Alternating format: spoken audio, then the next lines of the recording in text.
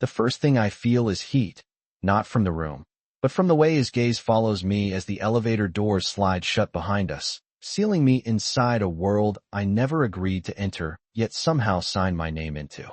The contract is folded in my bag like a loaded weapon, heavy with promises I don't fully understand, but I already know one thing with terrifying clarity. This night was never going to be simple. He doesn't touch me. Not yet, but the space between us feels charged, dangerous, like standing too close to an exposed wire.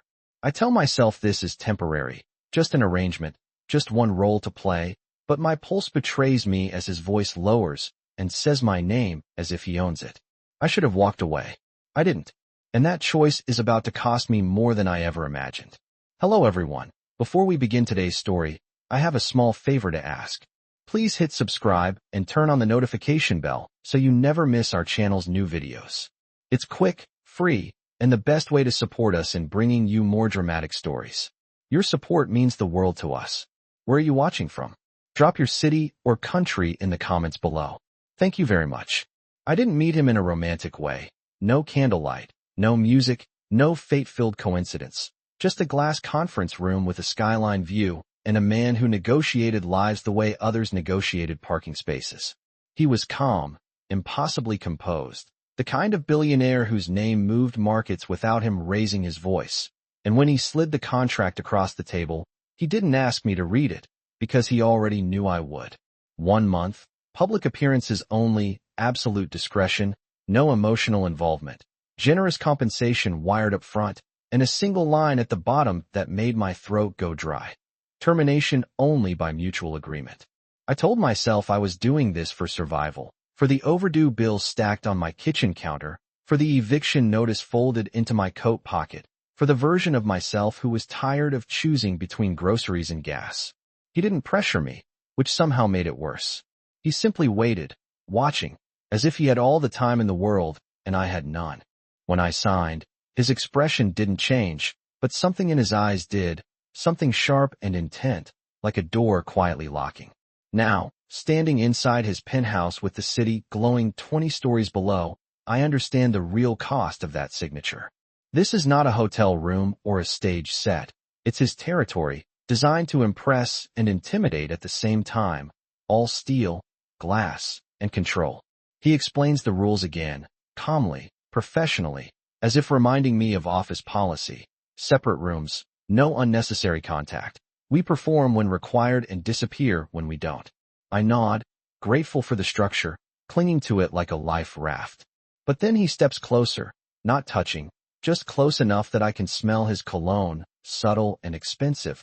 And he says quietly that appearances matter, that cameras notice distance, that tonight is a rehearsal. My heart pounds as he adjusts the fall of my jacket, his fingers brushing my shoulder for half a second too long, and I realize the rules are already bending. This isn't desire in the way movies show it, loud and reckless. It's controlled, deliberate, simmering under the surface, and somehow that makes it harder to escape. I remind myself that this is fake, that he is just a role, and so am I. But when he looks at me again, slower this time, like he's memorizing something he plans to keep, my body reacts before my mind can catch up.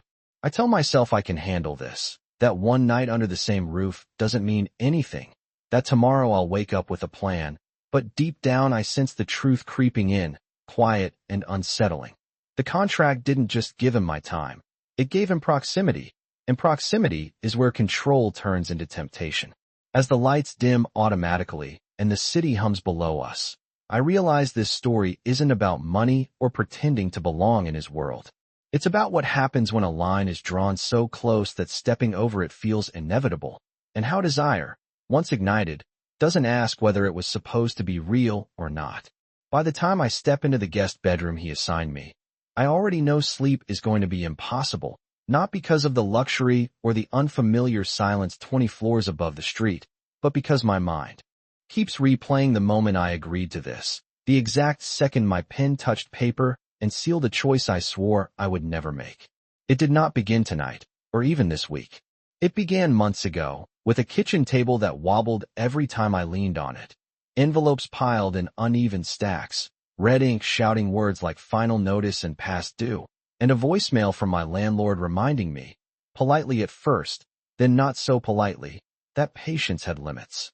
I was working 2 jobs then, mornings at a small design studio that paid in promises more than paychecks, nights serving drinks to people who complained about the ice melting too fast, smiling until my cheeks hurt, counting tips in my car before driving home on fumes. Because gas was a luxury, I kept postponing.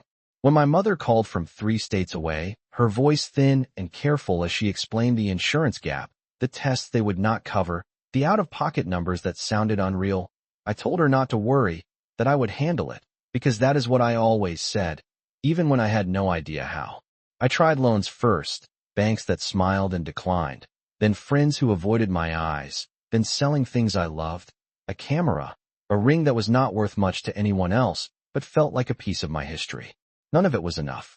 When his assistant reached out, it felt like a mistake, an email meant for someone else, formal language requesting a meeting, no details, just a time and a place that screamed money. I almost deleted it. I should have deleted it. Instead, I showed up in my best jacket, the one with the loose button I hoped no one would notice, and waited in a lobby that smelled like polished stone and ambition. He did not waste time with small talk. He laid out the situation as if it were a business problem, which to him it was. A public image complication, a need for stability, a role that required discretion and adaptability. When I laughed, nervous and disbelieving, he did not join me. He explained the compensation, the wire transfer amount making my breath catch, numbers that could erase the red ink, cover the treatments, buy time, maybe even peace.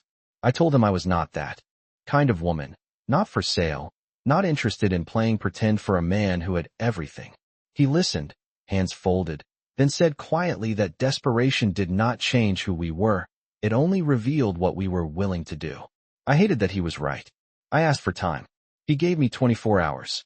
That night, I sat on my bed staring at the ceiling, phone pressed to my ear as my mother tried to sound strong, as my landlord left another message, as my bank app showed a balance that mocked me. By morning, pride felt like a luxury I could not afford. When I went back, I told myself it was temporary, that I was borrowing his world, not joining it, that I would leave with my dignity intact and my problems solved. He did not smile when I agreed. He only nodded, as if this outcome had always been inevitable. Now, lying awake in his penthouse, I understand the truth I avoided then. I did not just say yes because I needed the money.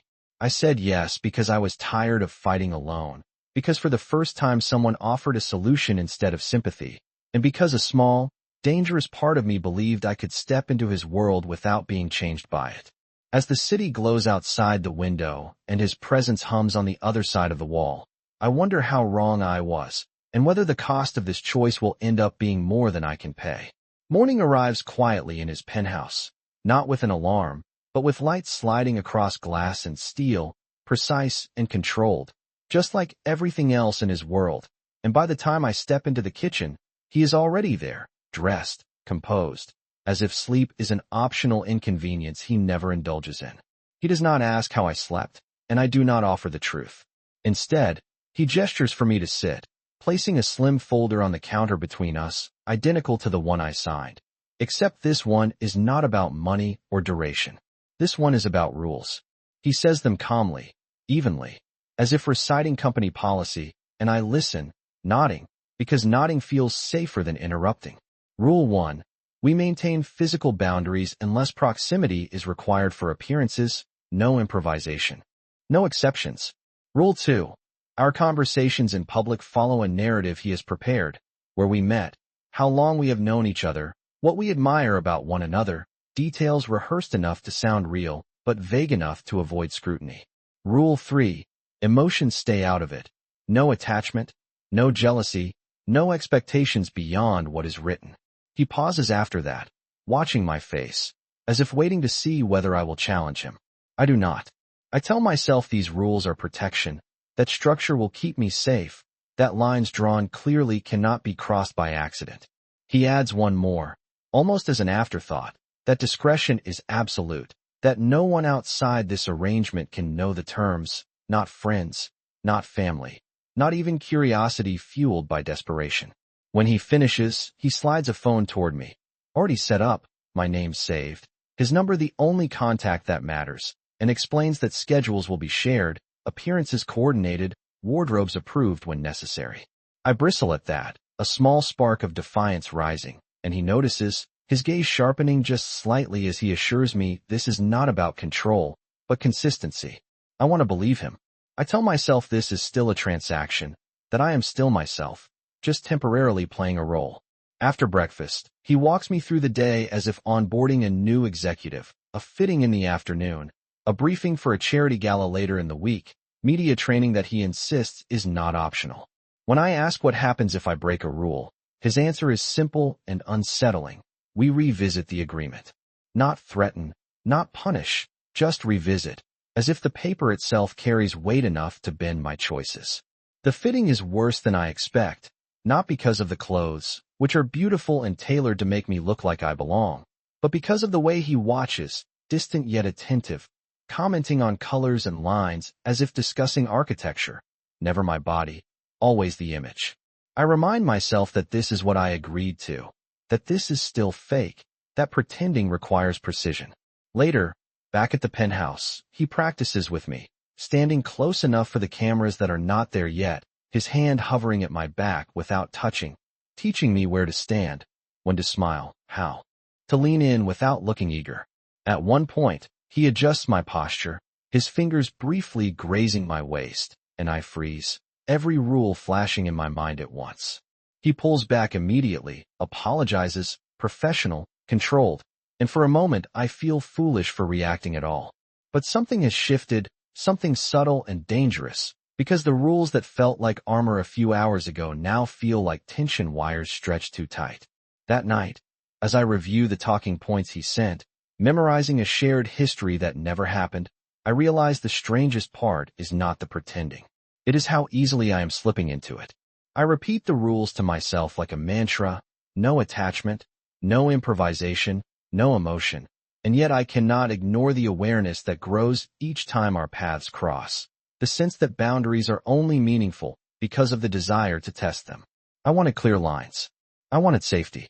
What I am beginning to understand is that rules do not exist to prevent temptation. They exist because temptation is already there, waiting, patient, watching for the smallest crack. The first night arrives without ceremony, slipping into place after a long day of fittings, briefings, and practice smiles, and when evening settles over the city, the Penthouse feels quieter, heavier, as if it is holding its breath along with me. We do not call it dinner, even though food appears precisely at 7, arranged with the same intention as everything else in his life, and we eat across from each other at a long table that keeps us apart, while somehow making the distance feel deliberate.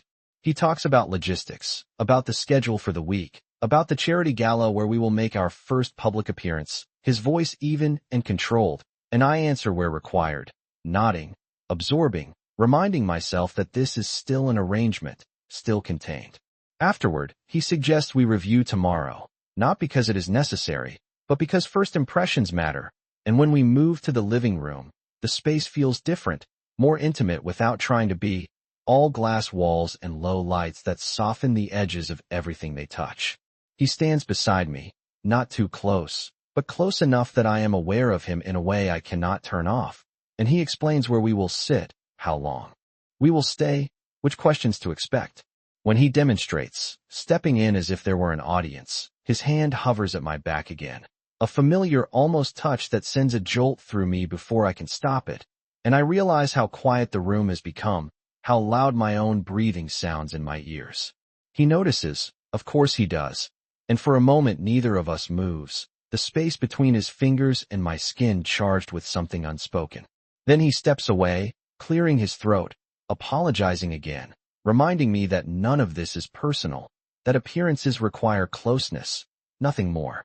I agree too quickly, grateful for the distance even as I miss it, unsettled by the contradiction.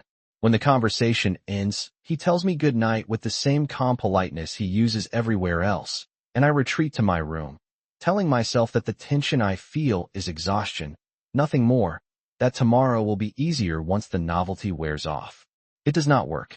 I lie awake listening to the city hum below, aware of the wall that separates us, aware of how thin it feels, replaying every moment where his control slipped just enough to reveal something else beneath it. At some point, there is a knock, soft, measured, and when I open the door, he stands there holding a tablet, apologizing for the interruption, explaining that there has been a change in the schedule, that an early meeting requires a slight adjustment. I let him in because it seems practical, because saying no would be awkward, because I am trying to be professional, and as he stands in my room, the rules echo in my head. No improvisation, no emotion, no exceptions. We review the change quickly, efficiently, and when it is done, he should leave. He does not. Instead, he looks at me, really looks, as if the role has slipped for just a second, and says quietly that the first night is always the hardest, that people underestimate how much pretending takes out of you. The honesty in his tone catches me off guard, and before I can stop myself, I admit that I am not pretending right now, that I am just trying to keep up. He nods, understanding more than I expect, and takes a step closer, stopping well within the distance we have been. Careful to maintain all day. He does not touch me. He does not need to. The air between us feels too warm, too full, and when his voice drops, when he says that this is exactly why the rules exist, to keep moments like this from becoming something else, I realize how fragile those rules really are. For a heartbeat, I think he might cross the line, that I might let him, and the thought is terrifying and exhilarating all at once. Then he steps back, deliberate, controlled, choosing restraint with the same precision he chooses everything else, and leaves without another word. The door closes softly behind him, and I stand there alone, shaken by the intensity of a moment where nothing happened and everything changed. That night, his desire does not touch me, not physically, but it burns just the same, lingering in the quiet, reminding me that escape is not always about distance, and that the most dangerous nights are the ones where control holds, but barely. The night of the gala arrives faster than I expect, folding itself into the week like a test I did not have time to study for. And as the car pulls up beneath the glowing entrance, cameras already flashing, I feel the full weight of the role settle onto my shoulders.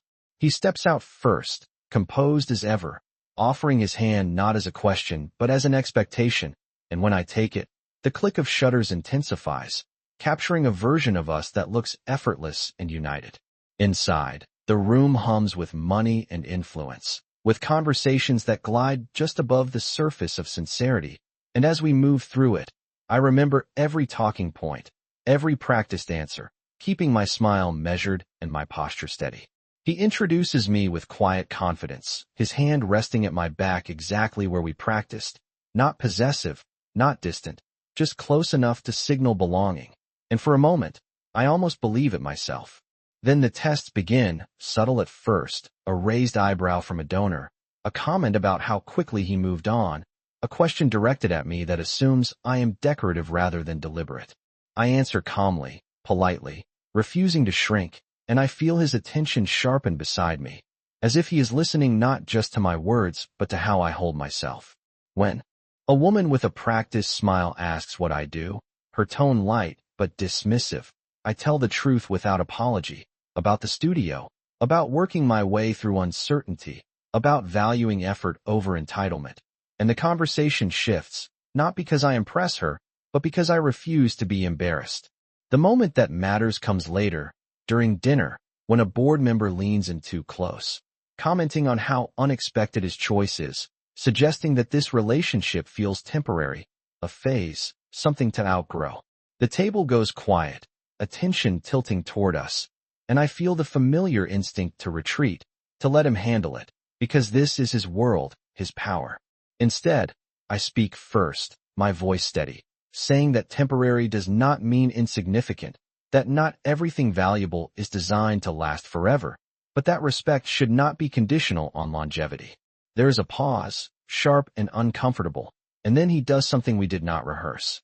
He reaches for my hand, openly this time, not for the cameras, not as a demonstration, but as a statement, and says calmly that he does not make choices he intends to outgrow.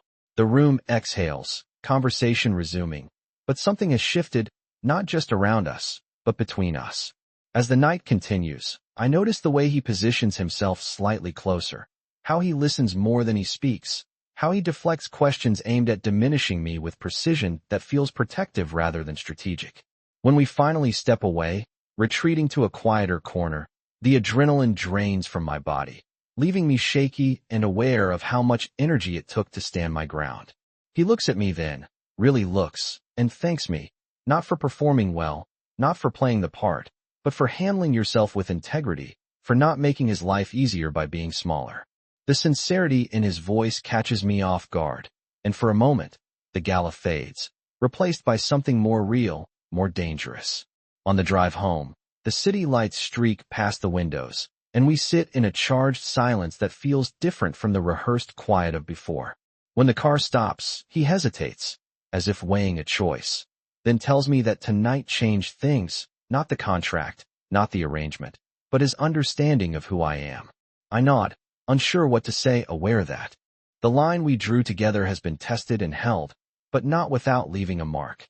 As I step back into the penthouse, the echo of the evening follows me. The realization settling in that public tests do not just reveal strength to the world, they reveal truth to the people standing closest, and tonight, something real looked back at him, and he did not look away. The days after the gala unfold with a strange quiet, the kind that settles in after something important has happened, but no one has named it yet. And when the penthouse doors close behind us that night, the energy between us feels different, heavier, as if the air itself remembers what was revealed in public. He does not retreat into his office the way he usually does, and I do not escape to my room immediately, and instead we find ourselves in the kitchen, the city glowing outside the windows, neither of us quite ready to pretend the evening did not matter. He pours a drink for himself and pauses, then pours one for me without asking, an unspoken acknowledgement that the rules are shifting even if the words have not caught up yet. We talk about the gala at first, about logistics and impressions, but the conversation keeps circling back to the same point, the moment he reached for my hand without a script, without a plan. I tell him he did not have to do that I could have handled it, and he listens, then says quietly that he knows. That is why he did it, because he wanted to, not because it was required. The honesty lands harder than any touch could have, and for a moment, the silence stretches, full and dangerous. He admits, then, that he does not like surprises, that control has always been his way of surviving, of keeping the world predictable and people at a distance, and that tonight unsettled him in a way he did not expect. I see it in his posture, in the way his shoulders finally lower, in the way he looks tired for the first time since I met him, not physically, but emotionally, as if the armor he wears so effortlessly has become heavy. I tell him that I did not plan to unsettle him, that I am just trying to get through this with my sense of self intact, and he nods, acknowledging the parallel, the way we are both pretending for different reasons. When he steps closer, it is not sudden, not aggressive, just a natural closing of distance that makes my breath catch despite myself, and when his hand lifts, hovering near my arm, he stops, visibly restraining himself. He says my name softly, then stops again, as if testing the sound of it in the space between us, and for a moment, the rules echo loudly in my mind. Every boundary we agreed to standing like a wall, I am suddenly aware of leaning against. He tells me this is the part he warned himself about, the part where lines blur, where proximity turns into temptation, and that he does not trust himself to pretend indifference forever. I feel my own resolve wavering, not because he is powerful, not because the setting is intoxicating, but because for the first time, he is not hiding behind strategy or control.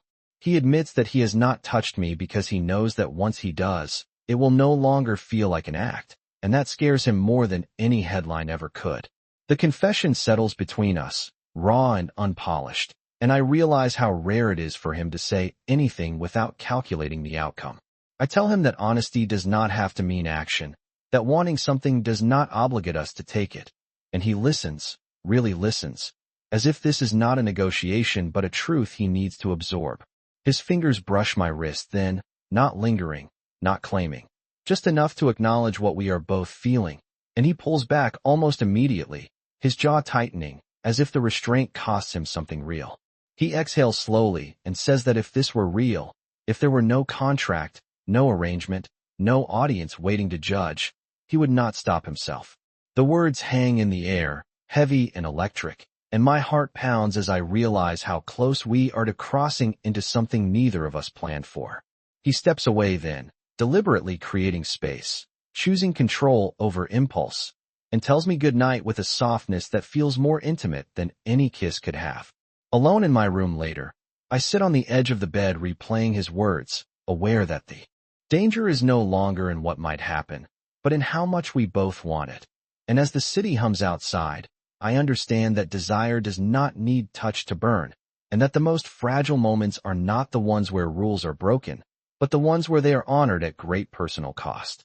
The shift happens quietly at first, the way cracks always do, small enough to ignore until they spread, and I feel it the morning after our conversation, when I wake with a sense of urgency that has nothing to do with schedules or appearances and everything to do with the realization that I am no longer just playing a role. I avoid him at breakfast, keeping my answers brief, telling myself I need space to think, because wanting him is not part of the agreement, and wanting him back might be even more dangerous. The contract suddenly feels heavier, less like protection and more like a cage, and for the first time since I signed it, I consider what it would mean to leave before it leaves a mark I cannot erase. The decision feels rational, even necessary, until the outside world reminds me that rational choices rarely exist in isolation. His assistant calls first, polite but firm, reminding me of upcoming commitments, emphasizing how important consistency is right now, how much attention the gala generated, how investors and media are responding positively to stability. Then the pressure sharpens, a board member requesting a private conversation, framing it as concern, asking whether I understand the importance of optics, whether I grasp what is at stake if the narrative fractures. I listen, composed on the surface, while inside something tightens, because the message is clear even if the words are careful.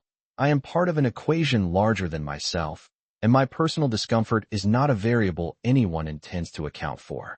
That afternoon, I ask him to talk, my voice steady despite the fear humming beneath it, and when we sit across from each other, the distance feels intentional again, reclaimed, defensive. I tell him I want out, that the arrangement is changing me in ways I did not agree to, that pretending has become too close to truth, and that I need to leave before lines blur beyond repair. He does not interrupt, does not argue, but the tension in his jaw betrays him, the effort it takes to remain controlled when the stakes have shifted. He reminds me of the terms, calmly, carefully, not as a threat, but as a fact, termination only by mutual agreement, consequences not dramatic but real, public speculation, instability, questions neither of us can afford right now. I hear the logic and hate that it makes sense, hate that my exit is no longer just my own. When I say that this is exactly the problem, that I feel trapped, his expression changes, something dark and frustrated flickering across his face before he reins it in. He admits that the timing is terrible, that walking away now would be noticed, that people would assume the worst, and that assumptions have a way of becoming truths when money is involved. I accuse him of caring more about perception than people, and he does not deny it, only says that this is the world he lives in, and that stepping outside it comes with consequences he has spent his life learning to avoid. The argument does not escalate, but it deepens, each word carving distance instead of closing it. And when he finally says that maybe this was a mistake, that mixing proximity with necessity was always risky, the admission lands harder than anger ever could. I retreat to my room afterward, heart pounding, aware that the choice I thought I could make freely is tangled in obligations I cannot simply cut away from. The pressure continues to mount, subtle but relentless, messages, meetings, reminders that my presence has become a stabilizing force others are already invested in, and with each one, the desire to escape wars with the fear of collapse, not just for him, but for myself.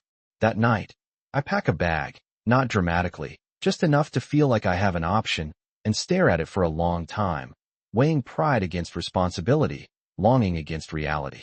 When I hear footsteps outside my door, I freeze, uncertain whether I want him to knock or keep walking, because the truth I am finally forced to face is this: leaving now would protect my heart, but staying would demand a courage I am not sure I have.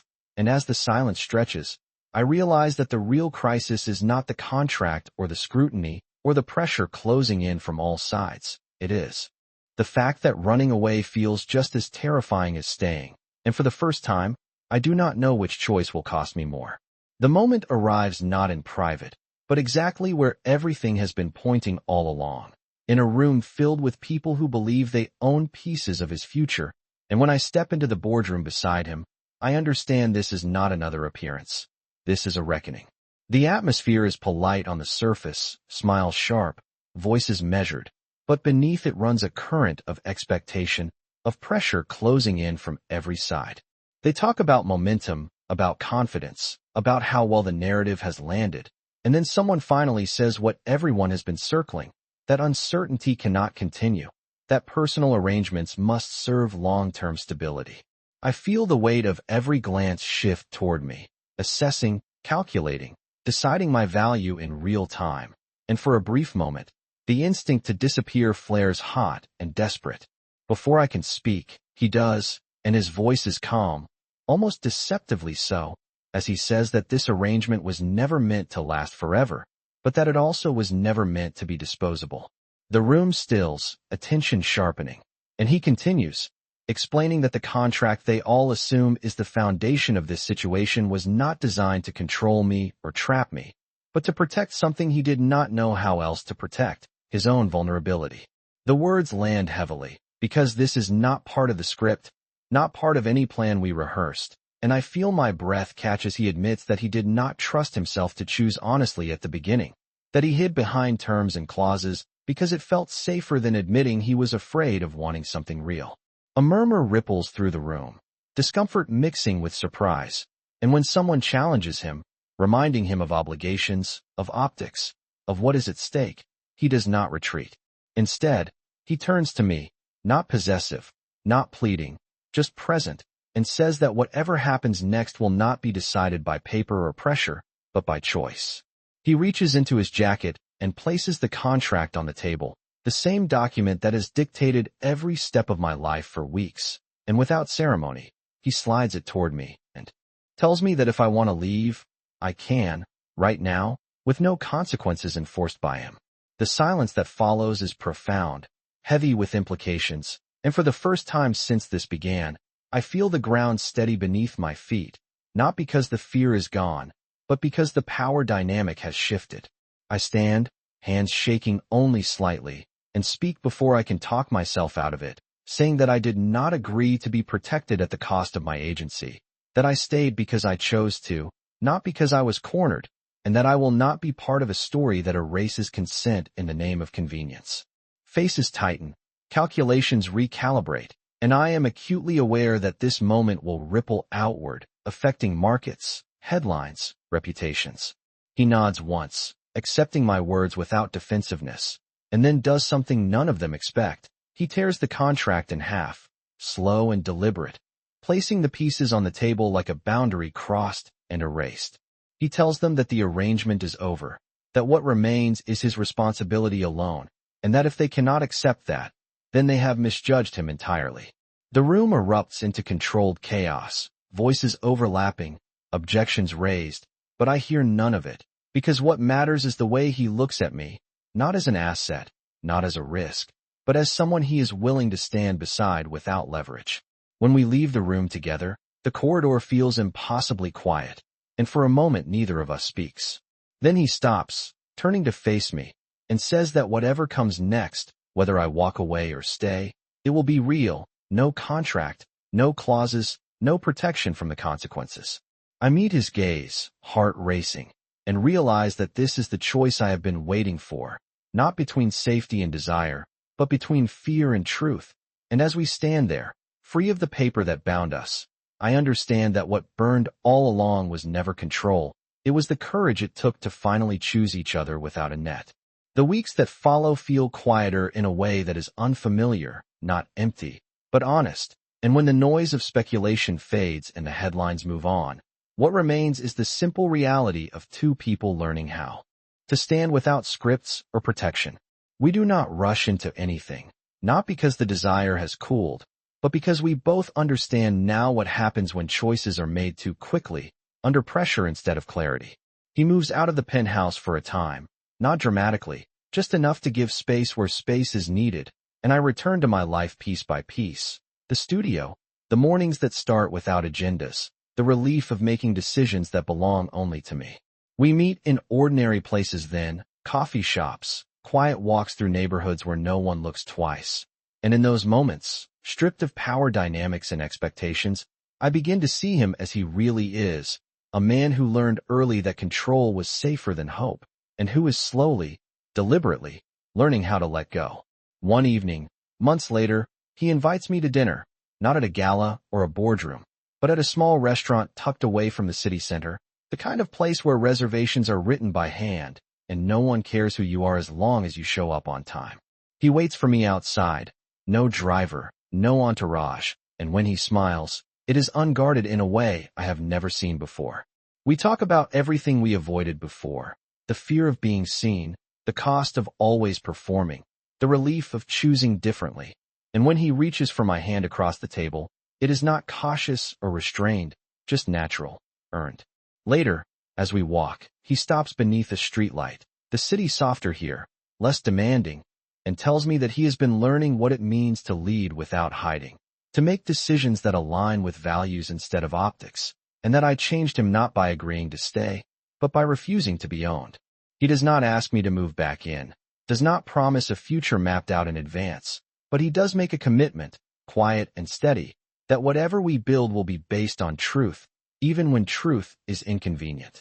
I tell him that I am still afraid, that I do not want to disappear into his world or lose the parts of myself I fought to keep, and he listens, nodding, telling me that he wants a partner, not a symbol, someone who challenges him rather than conforms. Time passes, gently this time, and one night, back in the penthouse that no longer feels like a cage, he shows me something he has kept, the first contract, framed not as a reminder of power, but as a lesson, and beside it, a simple key, not to the building, but to a small apartment he purchased nearby, a place meant not as a gift, but as an option, a choice that belongs entirely to me. He tells me that he does not want to trap me again, ever, that love should open doors, not close them. And when he asks me to stay, not as part of a deal, but as part of his life, the answer comes without fear this time. The desire that once burned in restraint now feels steady, grounded, no longer something I need to escape, because it is no longer tied to obligation or control. As we stand together, looking out at the city that once felt so overwhelming, I realize that the touch I could not escape was never his hand or his presence. It was the pull towards something real, something chosen freely, and in letting go of the contract that bound us, we found the only commitment that ever mattered, one built not on fear or necessity, but on the courage to choose each other, fully and without conditions.